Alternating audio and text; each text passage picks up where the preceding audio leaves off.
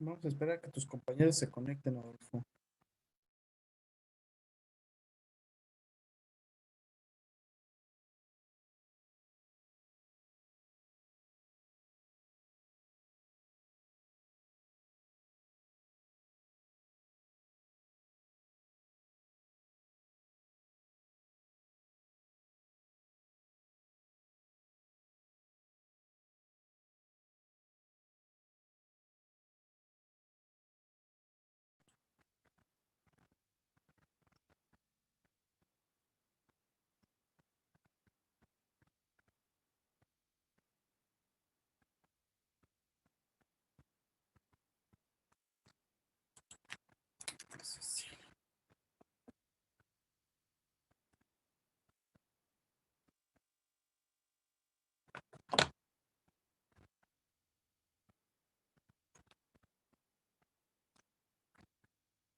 Esperamos un minutito más para que se acaben de conectar sus compañeros.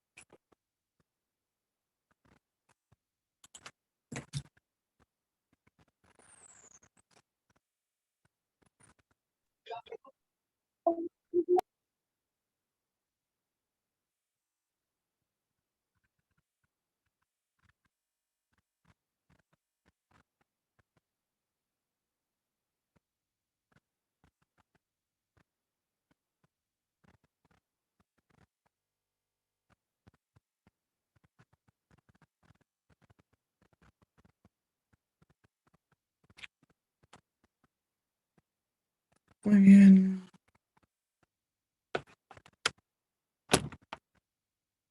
Sale. Entonces, la semana pasada les mandé el video de la clase que fue de este sobre los mecanismos de defensa e inmunidad. Déjame aceptar a Karina. Sale. No sé si tengan alguna duda, pregunta sobre esa clase, chicos. Para quien lo vio, les dejé, de ahí si no les escribí ninguna tarea, esas se las fui dejando conforme fue avanzando toda la clase.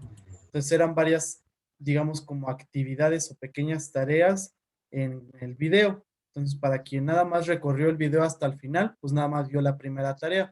Para quien nada más vio la primera parte del video, nada más vio la primera tarea. Y para quien sí vio todo el video, pues hizo cada uno de los puntajes, bueno, cada uno de los puntos que les dejé. ¿Sale? Que sí fueron varios que vieron el video, que bueno. Y hubo otros que les puse ahí el comentario precisamente sobre que pues nada más recorrieron el video hasta donde quisieron y vieron. Muy mal por ustedes. Muy mal por ustedes porque ya los voy a ver en el examen semestral, chicos. Está re feo el examen semestral. Pero feo, ¿eh? Y lo malo es que yo tengo todas sus materias, entonces todos están bien feos esos exámenes. Ya los vi el siguiente semestre otra vez en clases de primero.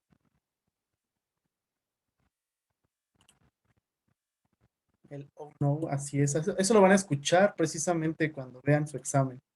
Se van a acordar de mí. Muy bien, vamos con las primeras preguntas entonces, si no hay dudas de la semana pasada.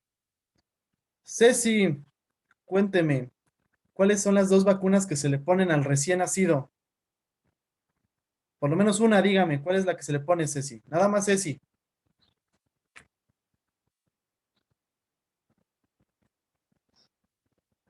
¿Cuál es Ceci?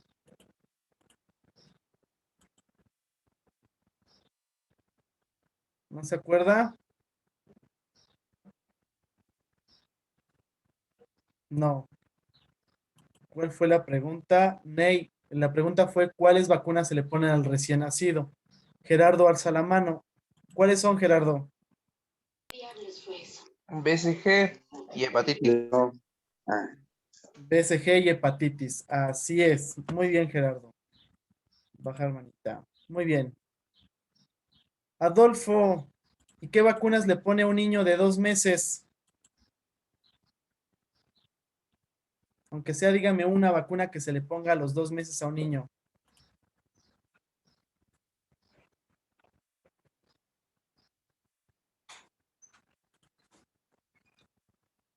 Adolfo.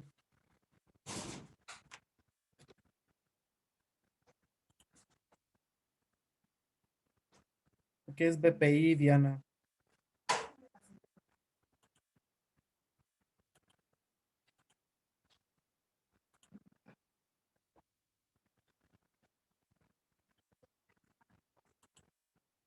Como dijo la pregunta. ¿Cuál es?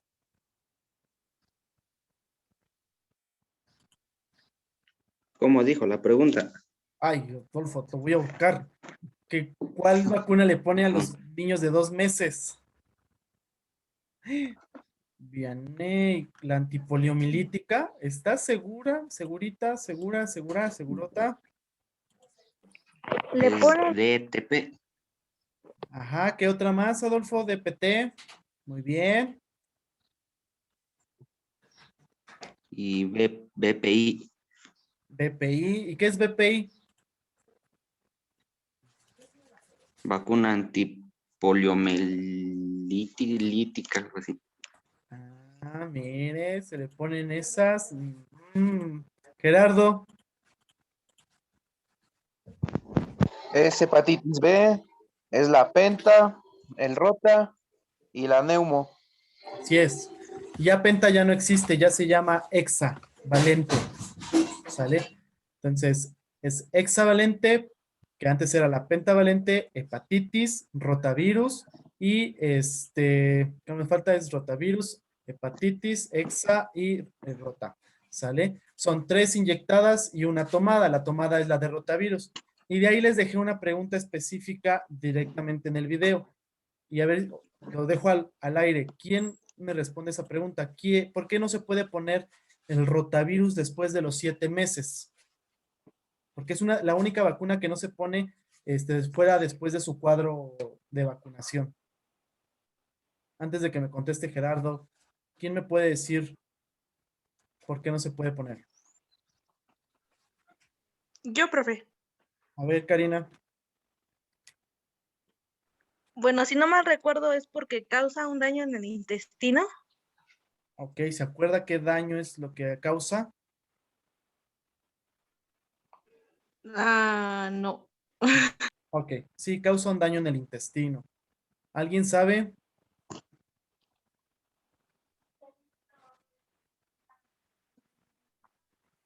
Adolfo. Produce Ajá. gastroenteritis. Algo así. Produce gastroenteritis. Pues sí, algo así, pero no. Gerardo, por ahí había alzado la mano. ¿Se acuerda qué causa? Pues yo solo lo que le iba a decir, causa daño en el Produce. intestino, causando una diarrea y vómito marca diablo así, que puede provocar una deshidratación severa. Exacto. Puede causar una gastroenteritis, como os había mencionado Ney. Adolfo, por ahí había prendido su micrófono. ¿Qué causa? No, ya digo. ¿No qué? A ver, lo de gastroenteritis. Ok, ese es como un efecto secundario. No, lo Gas- que causa principalmente se llama invaginación intestinal, ¿sale? Que es una invaginación, se invagina, se hace, tenemos todo el tubo y lo que hace es invaginarse, se empieza a meter intestino sobre intestino, digámoslo así.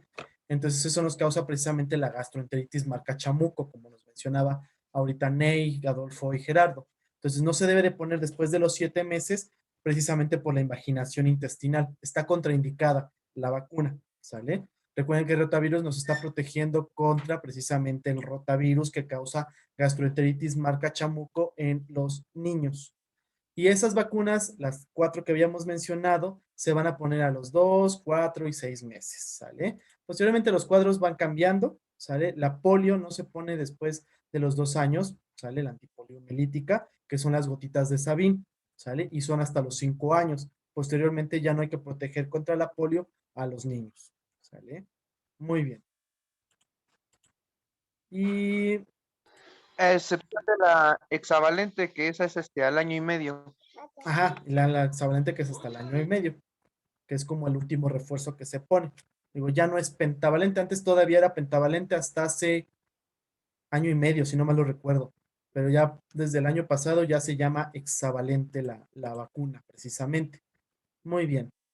Entonces, ¿y qué vacuna le tocaría a un niño de 12 años? ¿Qué vacunas le ponen a un niño de 12 años? Mode, La del virus de papiloma humano. bueno, virus de papiloma humano. ¿Qué otra vacuna le pondría? La de tétanos. ¿Y qué otra? Le faltan dos. Tétanos, dice La que ya. triple viral y la neumo. La triple viral. Neumo también. Muy bien. Hepatitis también le pueden poner a un niño de 12 años. E influenza. ¿Sale? Entonces son todas las vacunas que le ponemos. Ok. Y a un paciente de 60 años y más, ¿qué vacunas le pondríamos? Jocelyn. Karina Jocelyn. Un paciente de 60 y más.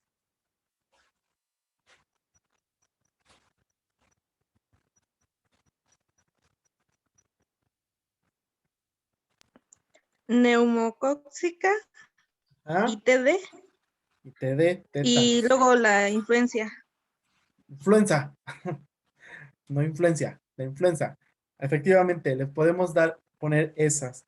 ¿Y el tétanos cada cuánto se pone? Por ejemplo, Cada a 10 mí años. cada 10 años, efectivamente. Hace 3 años, 3 o 4 años, tiene más o menos que el tétanos ya se pone cada 10 años. Antes se ponía cada 5, cada 5. Ahora es cada 10 años, ¿sale? La colocación del tétanos. Muy bien. ¿Y el virus del papiloma humano cuándo se pone? Ney, ¿cada cuánto pones virus del papiloma humano?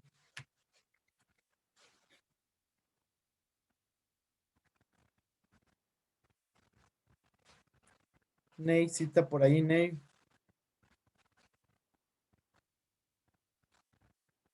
Jocelyn, Karina, contéstenos la pregunta, ya que alzó la manita.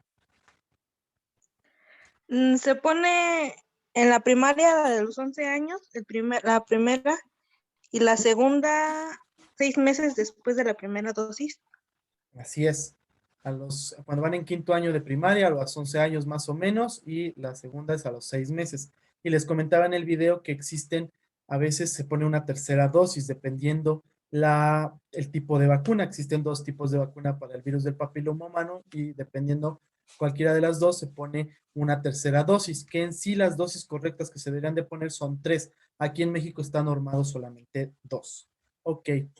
Y la varicela la vacuna de la varicela entra dentro del cuadro básico de vacunación, chicos.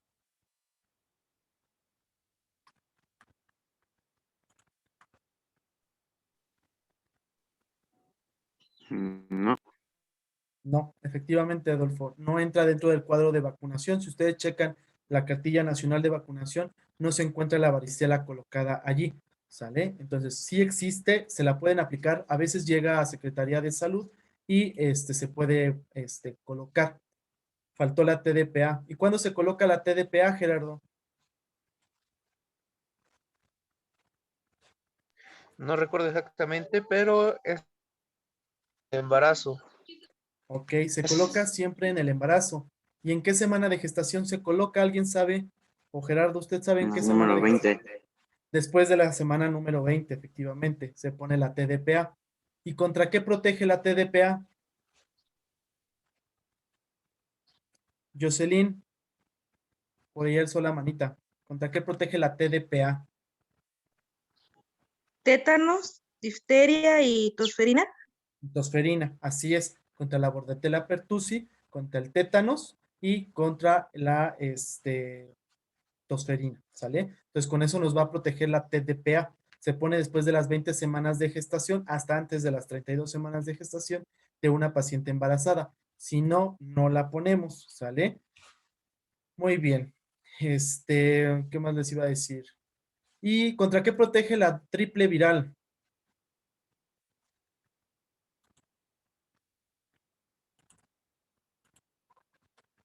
¿Contra qué protege la triple viral? De sarampión, rubiola y parotiditis.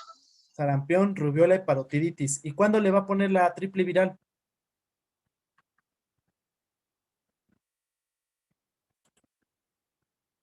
Es al año y a los 6 años. Son dos dosis. Muy bien, a los 12 meses o al año y a los 6 años. Son dosis de de triple viral, ¿sale? La doble viral se pone a los 12 años. Muy bien. ¿Y la DPT contra qué protege?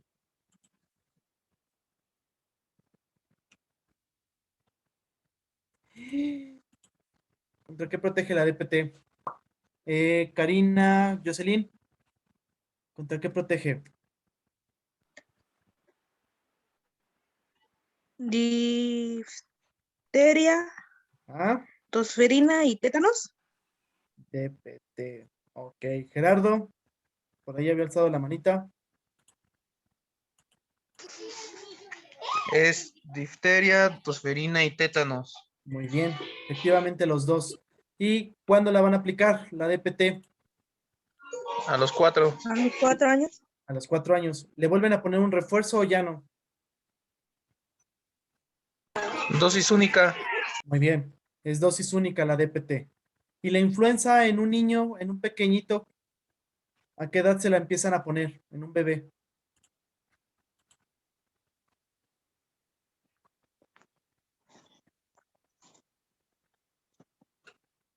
¿Cuándo le ponen influenza? A los 2 años, Gerardo, seguro que le ponen influenza. A ver, Gerardo, alzó la manita. Es a los 2 años y el refuerzo es anual. No. ¿Cuándo le ponen influenza? 6 meses. ¿A qué La edad? primera, los 6 meses. La Ok, segunda, 7 y después hasta los 59 meses. así es. Entonces le van a poner la primera dosis a los 6 meses y la siguiente le ponen un refuerzo al mes, ¿sale? Y ya después es anualmente la influenza, ¿sale? Entonces así es como le van a poner a un chiquitín la influenza. Posteriormente todos nos deberíamos de vacunar contra influenza porque es cada año la vacuna de la influenza, chicos. ¿Quién me dice por qué es anualmente? ¿Cuál? Perdón, no escuché. ¿Por qué es anualmente la influenza? Y no es como las otras de que cada cierto tiempo ya nada más es dosis única. Pues es anualmente porque los microorganismos tienen también el método de sobrevivencia que es la adaptación al medio. Entonces, las bacterias de la influenza o virus Pues, de la influenza se van adaptando así es, a que van dando esas. así es, efectivamente. Aquí el virus lo que hace es la adaptación y muta. Entonces, por eso es anualmente la de la influenza, ¿sale? Lo mismo va a pasar con COVID. Va a ser anualmente lo más probable porque pues también está mutando. Entonces, esa diferencia de los otros, pues nada más es a veces dosis única o solamente el refuerzo, 2, 4, 6 meses cada año, así que va a depender. Pero el de la influenza sí es anualmente. Muy bien. Entonces, creo que no me faltó ninguna otra vacuna por preguntarles en general, pero ese es el esquema básico de vacunación que tenemos. No se escucha. No se escucha. Uy, qué lección. Se entrecorta un poco. Sí, es que creo que, no sé si se llama internet, porque también escuché ahorita a Gerardo, entrecortado. Entonces, ese es como el esquema básico importante que tenemos aquí en México. Y les comentaba en el video, México tiene uno de los mejores esquemas de vacunación que pueda tener en todo el mundo, ¿sale? Tenemos muchas vacunas, a cada año nos tienen que estar vacunando prácticamente a nosotros los mexicanos, pero son bastante importantes porque hay algunas enfermedades como por ejemplo la polio, que como les comentaba, no me acuerdo si en salud pública o en alguna otra materia, ha disminuido muchísimo la aparición de esa enfermedad. No está erradicada, está en vías de erradicación. Esperemos que con eso de los movimientos antivacunas no se vuelva a activar, pero está casi reactivada precisamente esa enfermedad importante, prevenible por vacunación. ¿Sale? Entonces, para eso nos sirven el esquema que tenemos aquí en México. Y hay otras vacunas que no se tienen en otros países, como por ejemplo la de el teléfono. Sí, ya contestaron, no se preocupen. Muy bien. Por ejemplo, la BCG, que México la tiene, y ejemplo, Estados Unidos no la tiene, ¿sale? Entonces, tenemos precisamente todas esas vacunas y es importante vacunarnos, ¿sale? Y como alguien me decía una vez de ustedes, tenemos la marca del mexicano, creo que era Viviana, la de la marca del mexicano, que teníamos precisamente nuestra marca de BCG, digo, importante para la tuberculosis meningia, que es lo que les había comentado hace mucho. Muy bien, chicos. Si no hay dudas, no hay preguntas sobre la clase que se dio la semana pasada, digo, grabada, pero espero que no haya dudas más. Pues vamos a continuar. Un punto aparte de lo de las vacunas, es importante que ustedes se aprendan todo el esquema de vacunación porque, digo, todo lo debemos de manejar, tanto médicos como enfermeras, pero sobre todo las enfermeras son las que manejan más este esquema de vacunación y son las que lo tienen que llevar así, tal por cual, si es que se dedican a un primer nivel de atención o como enfermeras de salud pública o enfermeras de medicina familiar o enfermeras de epidemiología, lo tienen que tener así como cuadro lo más que se pueda repetitivo, ¿sale? Entonces vamos con otro importante que es las infecciones nosocomiales en salud pública. No nos vamos a meter tanto cuál es el cuadro clínico y no. Aquí es más que nada verlo en el ámbito de salud pública y no tanto epidemiológico o como patología como tal, ¿sale? Entonces vamos a empezar. Viene del latino del vocablo nosocomium. Nosocomium significa nosocomio, que es prácticamente un hospital.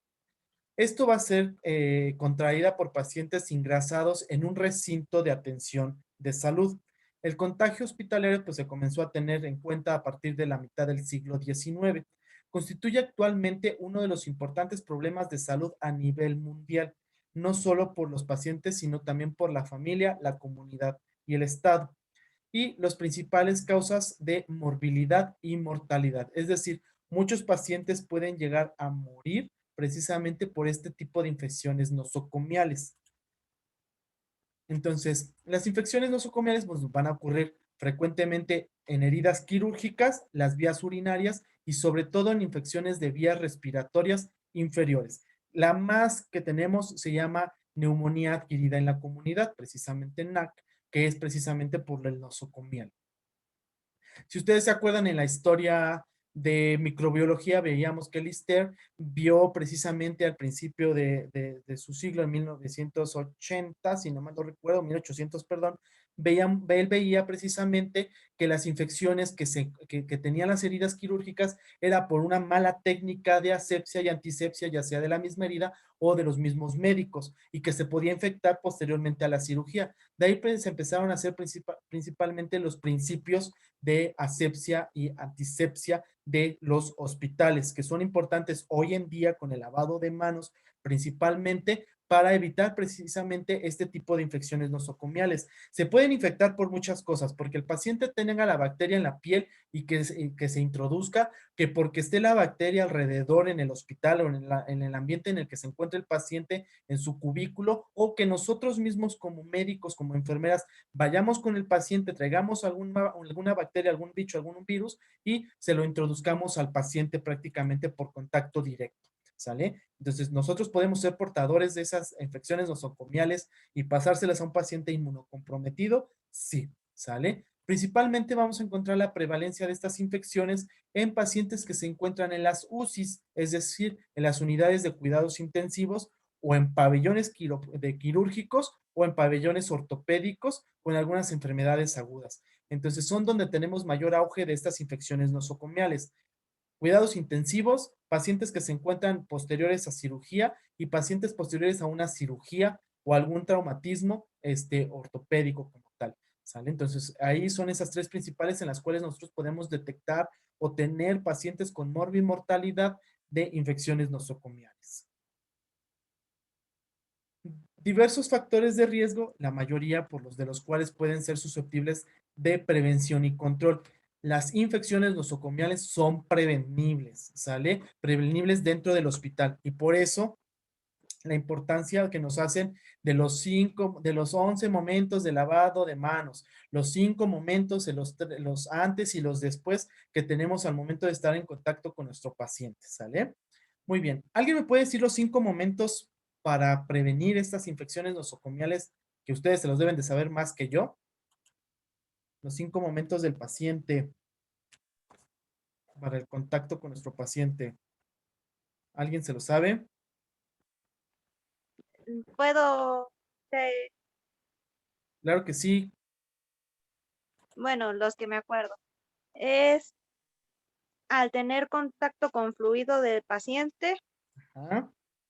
antes, bueno, es antes de atender al paciente, después de haberlo atendido, al tener contacto con fluidos Ujú. o o al tener contacto con otro tipo de sustancia que contenga el cuerpo del paciente. Son Ok, más o menos de bien. las que me acuerdo. Muy bien. Perfecto. ¿Alguien más le puede completar o me puede completar lo que me dijo Vianey? Pues son los 5 momentos de lavado de manos. Nada más Ajá. el que le faltó fue el de después del contacto con el entorno. Así es, efectivamente. Entonces son 2 antes y 3 después. Antes del contacto con el paciente, antes de realizar una tarea de aséptica o contacto antes de tener contacto con los líquidos, después de haber tenido contacto con los líquidos, después de haber tenido contacto con el paciente y después de haber tenido contacto con el entorno. ¿Sale? Entonces esos son los 5 momentos del lavado de manos. ¿Sale? 2 antes, 3 después. Entonces, son los que debemos de tener ahí precisamente nosotros. Y son normas de salud pública mundiales que nosotros debemos de tener en cuenta, ¿sale? Están normados por la OMS y por la OPS, que son nuestros directivos más altos que podamos tener a nivel de la salud. Entonces, son mayores en pacientes vulnerables estas infecciones nosocomiales por causa ya sea de la edad avanzada, enfermedades subyacentes que nos causen inmunocompromiso o en pacientes que hayan tenido quimioterapia o radioterapia por la disminución precisamente del sistema inmunológico. Las infecciones nosocomiales se van agravando si el paciente también tiene alguna cierta discapacidad funcional o a veces hasta con la misma tensión emocional puede crear o ser susceptibles de infecciones nosocomiales. Muchos pacientes crean un estrés por estar en el hospital o por estar mucho tiempo en el hospital, el cuerpo crea estrés, bajan también las defensas y son susceptibles a crear o padecer este tipo de infecciones. Muy bien. Vamos con lo que es la infección nosocomial más importante, que la que más se crea, que son las neumonías nosocomiales. Ceci, no sé si nos puede ayudar a leer la diapositiva.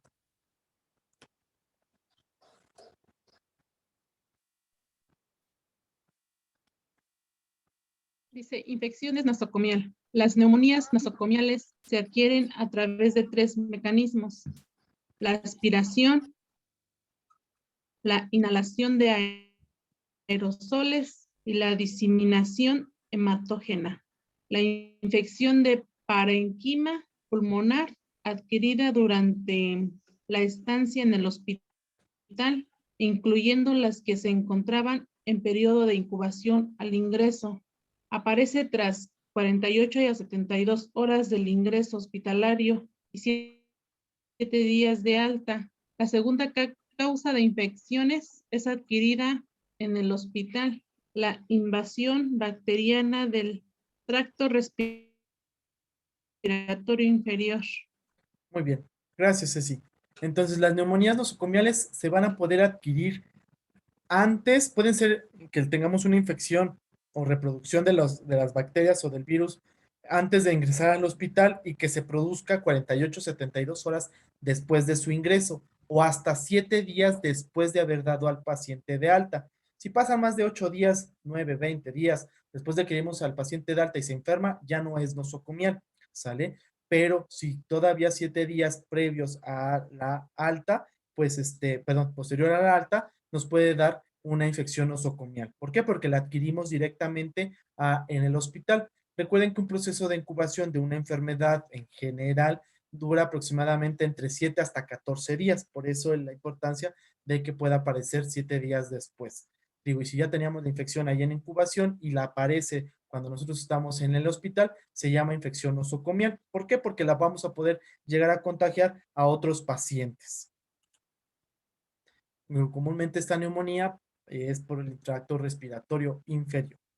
La etiología o el agente etiológico que pueda crear una infección nosocomial por neumonía va a ser el neumococo, el Haemophilus influenzae, el Staphylococcus aureus, el sensible a la meticilina, las streptomonas de la metophilia, o algunos enterococos que nos pueden llegar a causar precisamente este tipo de infección de neumonía.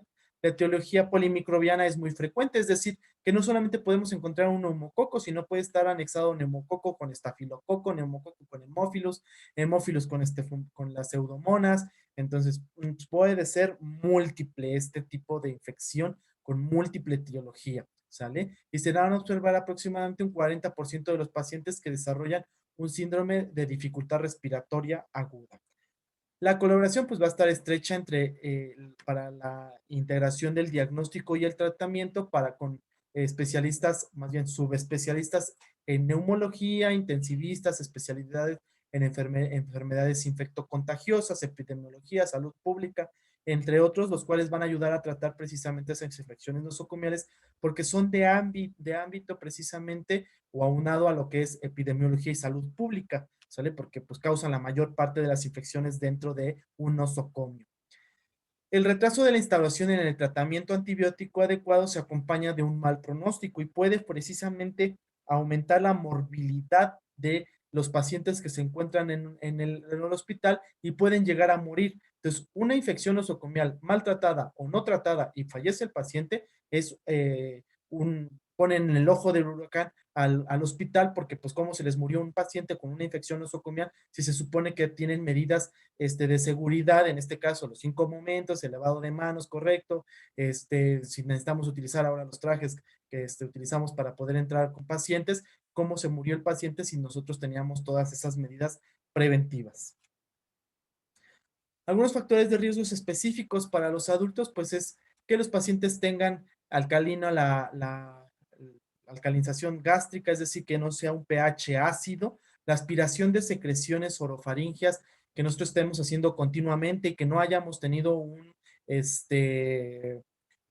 tubito, se me fue el nombre del tubo, un tubo de aspiración, perdón, para poder aspirar a nuestro paciente que no sea nuevo, que no haya sido esterilizado, que nosotros no nos hayamos puesto guantes, los podemos contaminar. La administración previa de antibióticos, que no haya sido el antibiótico correcto para la infección que estábamos teniendo, la malnutrición, una estancia intrahospitalaria muy alta o muy larga en la unidad de cuidados intensivos, dispositivos invasivos como las sondas nasogástricas, las ondas orogástricas, lo que son la aspiración de secreciones, una posición supina, duración del ventilador mecánico por mucho tiempo, porque pues tenemos la cánula y el tubo orotraqueal para la ventilación, que tengan enfermedades pulmonares obstructivas crónicas, perdón, aquí es EPOC, no EPCO, edades muy extremas, es decir, o muy pequeñitos o muy grandes los pacientes, traumatismos cráneoencefálicos graves,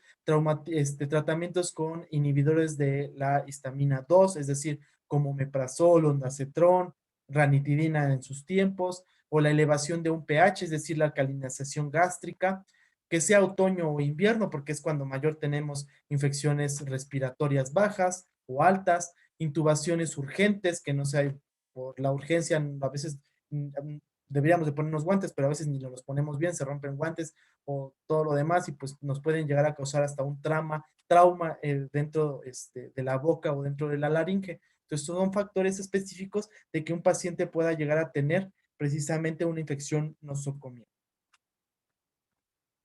Criterios clínicos de mejoría que mencionaba el artículo que les mandé.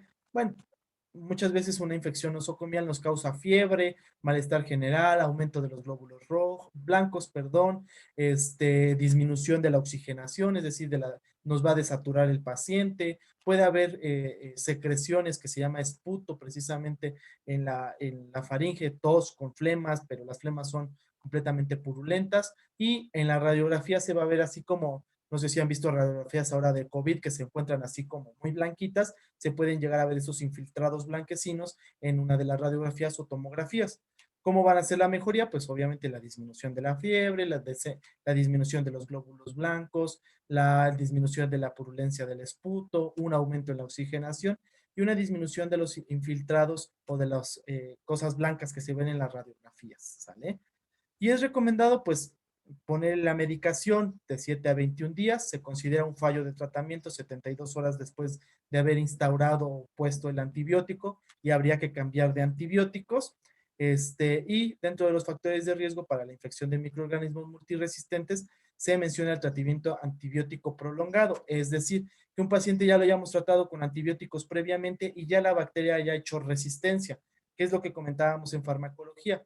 Hay bacterias que hacen resistencia al antibiótico por diferentes reacciones y ya el antibiótico que nosotros le damos de esa familia ya no le va a hacer ni cosquillas y tenemos que cambiar de antibiótico, ya sea de mayor amplio espectro, más potente o de diferente familia para eliminar la infección nosocomial que está presentándose el paciente.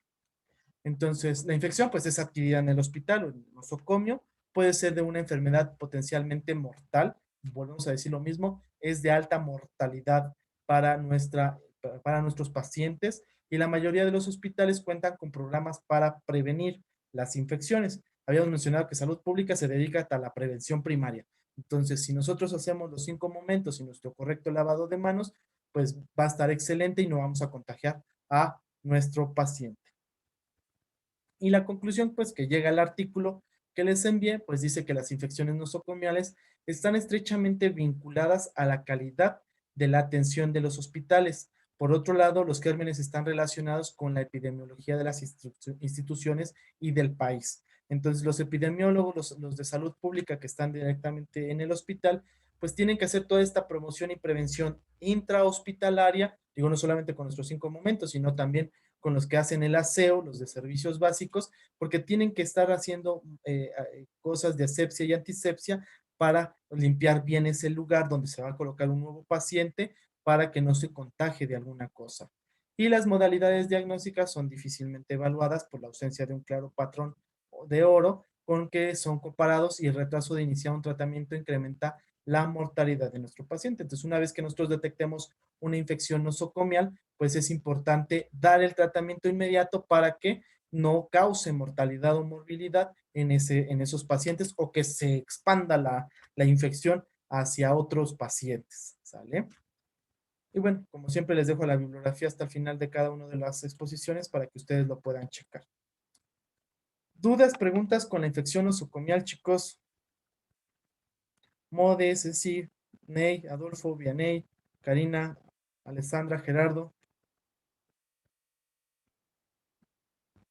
¿Ninguna? Muy bien. Entonces, perfecto. Entonces, infección nosocomial se refiere a una infección que se transmitió directamente en el hospital, que puede tener antes de su ingreso una incubación que se desarrolle dentro del hospital o que se contagie dentro del hospital hasta 7 días después de que haya salido de alta del hospital, se considera como una infección nosocomial, ¿sale? ¿A quién afecta? A los extremos de la vida, principalmente, o a pacientes que hayan sido sometidos a cirugía, sometidos a alguna cirugía o que tengan un padecimiento de trauma y ortopedia, o pacientes que estén dentro de una unidad de cuidados intensivos, ¿sale? Entonces ¿y cuál es la infección nosocomial más en auge? Es una neumonía nosocomial que se contagia o una neumonía adquirida en la comunidad.